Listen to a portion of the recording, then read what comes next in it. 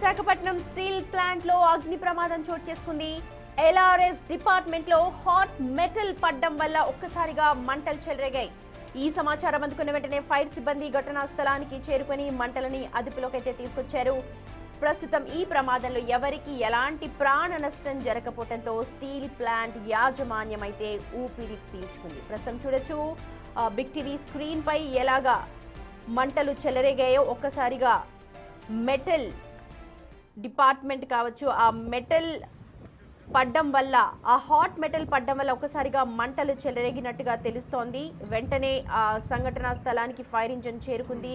వాటన్నిటి కూడా ఆర్పివేసింది. ఎవరికి ఎటువంటి హాని జరగలేదు. ప్రాణాపాయం జరగకపోవడంతో స్టీల్ ప్లాంట్ యాజమాన్యం ఊపిరి పీల్చుకుందని చెప్పొచ్చు.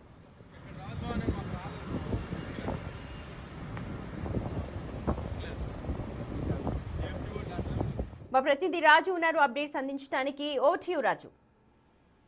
విశాఖ స్టీల్ ప్లాంట్ లో తరచూ ప్రమాదాలు సంభవిస్తూనే ఉన్నాయి. ముఖ్యంగా ఈ ఉక్కు ద్రావకానికి సంబంధించి గడిచినటువంటి నెల రోజుల నుంచి కూడా వరుసగా 2-3 రోజులకు ఒకసారి ప్రమాదాలు సంభవిస్తున్నటువంటి పరిస్థితి అయితే ఉంది. దీన్ని కంట్రోల్ చేసే విషయంలో ఉక్కు యాజమాన్యం నిర్లక్ష్యంగా వ్యవహరిస్తోంది.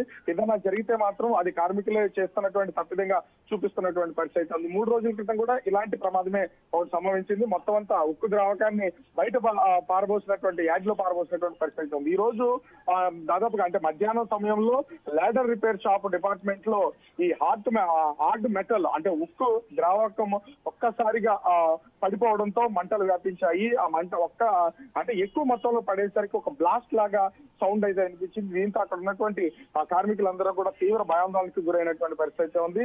అటు ముఖ్యంగా ఫైర్ సిబ్బందికి వెంటనే సమాచారం అందించినటువంటి నేపథ్యంలో ఫైర్ సిబ్బంది రావడం, మంటలను అదుపు చేయడంతో ఒక్కసారిగా ఆ స్టీల్ యాజమాన్యం అయితే ఊపిరి పీల్చుకున్నారు. అయితే ఈ ప్రమాదంలో ఏ విధమైనటువంటి ప్రాణ నష్టం జరగకపోవడం, ఎవరికి గాయాలు కూడా కాకపోవడంతో ఒక విధంగా మంచిగానే ముందుకెళ్ళిందని చెప్పొచ్చు. కానీ స్టీల్ యాజమాన్యం మాత్రం తరచూ జరుగుతున్నటువంటి ఈ ప్రమాదాల విషయంలో ఎట్లాంటి జాగ్రత్తలు తీసుకోకపోవడంతో కార్మికులు మాత్రం తీవ్రమైనటువంటి ఇబ్బందులు ఎదుర్కొంటున్నారు. దీంతో వ్యతిరేకత కూడా వస్తుంది. స్టీల్ యాజమాన్యం కావాలనే కార్మికులను పట్టించుకోవట్లేదు, ప్రమాదాలు జరుగుతున్నా కూడా పట్టించుకోకుండా ఉంటుందని విమర్శలు చేస్తున్నటువంటి పరిస్థితి కనిపిస్తుంది.